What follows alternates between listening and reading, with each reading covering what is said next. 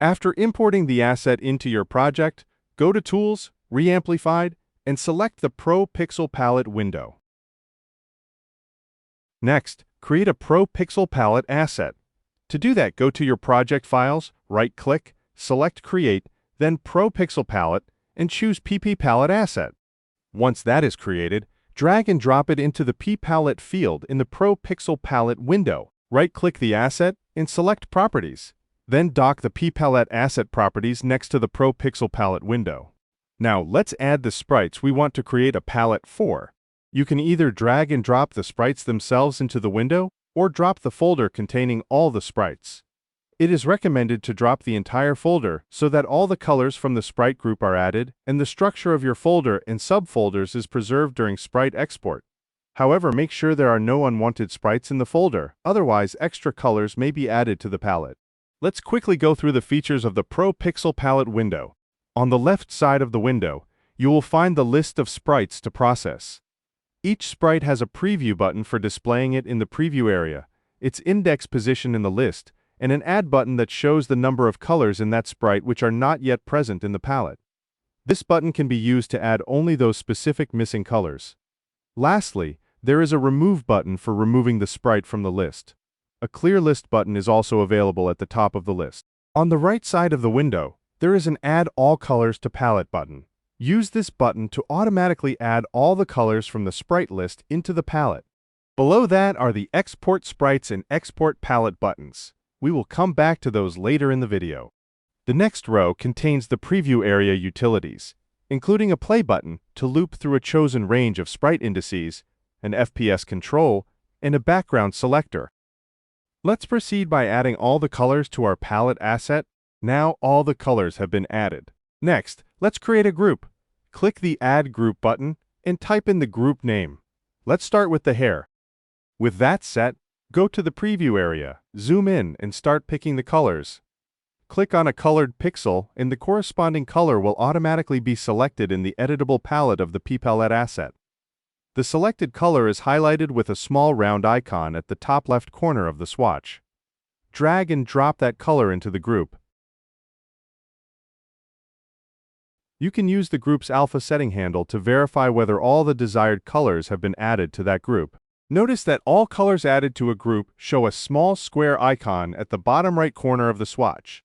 This helps you identify colors that are already grouped. You can also check which group a color belongs to by hovering over it for a few seconds. A color can only exist in one group. If you want to move a color to a different group, use the Remove button next to that color in its current group.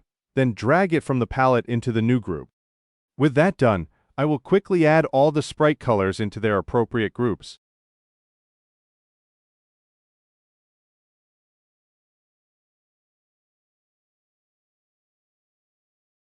Done. For this sprite, I was able to group all 26 of its colors into 6 groups: hair, body, jumpsuit, shirt, shoes, and eyes.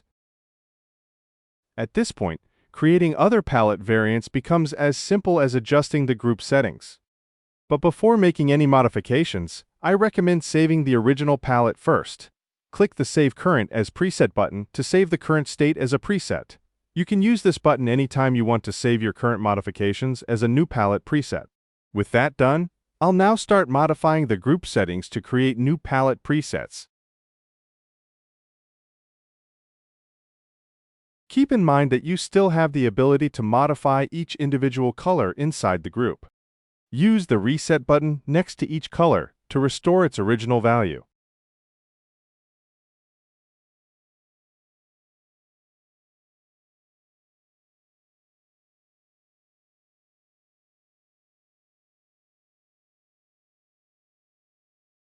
Each group also has an Exclude from Palette toggle. This is used to exclude all the colors in that group from the export palette. This is useful for groups you do not want to modify, such as skin color.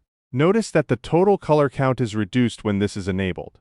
This also reduces the number of color searches performed during palette swapping, which helps eliminate unnecessary computation.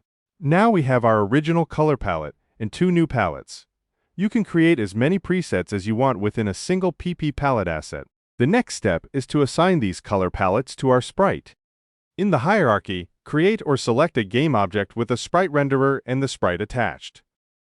The sprite's read-write option must be enabled in the texture import settings for palette swapping to work. This is automatically handled by the PPPalette window as soon as you drop the sprites in. If a sprite does not have read-write enabled, you will receive an error log in the console prompting you to enable it. Next, create a new material and assign it to the sprite renderer.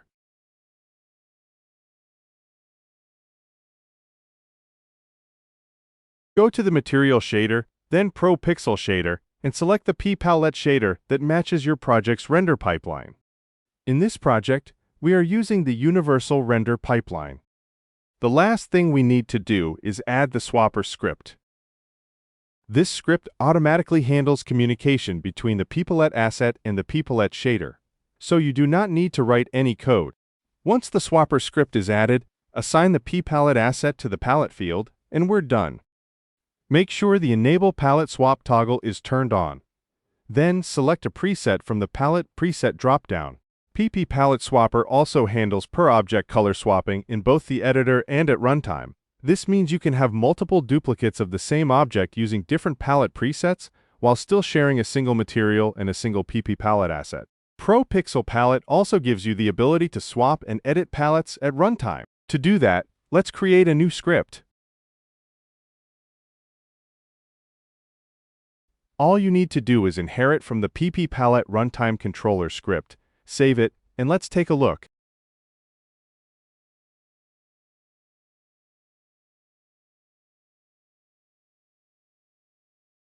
Now our script displays a runtime palette, preset field, and a group preferences list.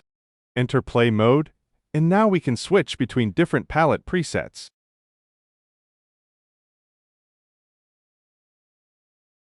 The group preferences allow you to apply modifications to your color palettes at runtime. This makes it possible to add character customization to your game, or create unique effects like a cloak of invisibility by setting the close group alpha to 0, or affecting only specific parts of a group, such as the body.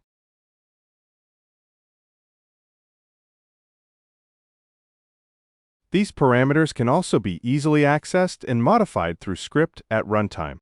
Let's loop through the first group's hue offset at runtime. Always remember to call the PPPixel refresh palette runtime method after modifying the palette through script. Save the script and let's run the project.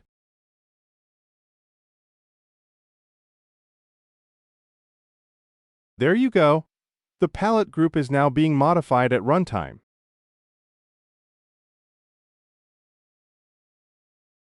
The PPPixel palette shader also offers a wide variety of unique shader effects and combinations. Be sure to check out the shader effect examples included in the asset.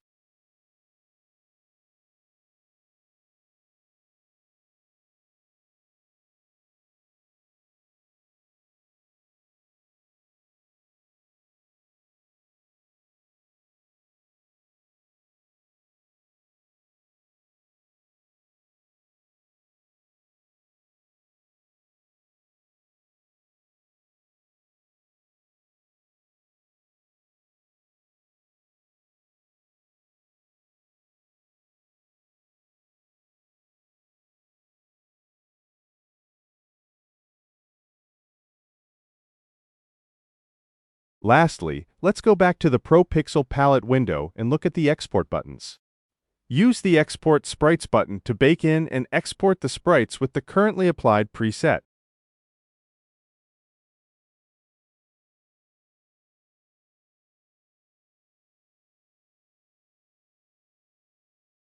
The output preserves your folder and subfolder structure, keeping everything clean and organized.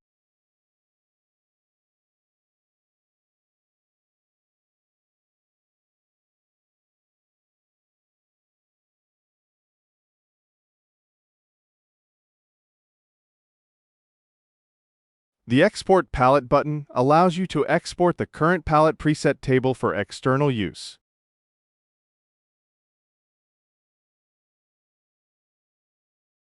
This video tutorial should have covered everything you need to get started. For further guidance, please refer to the documentation and example scenes included in the asset. Thank you for following along.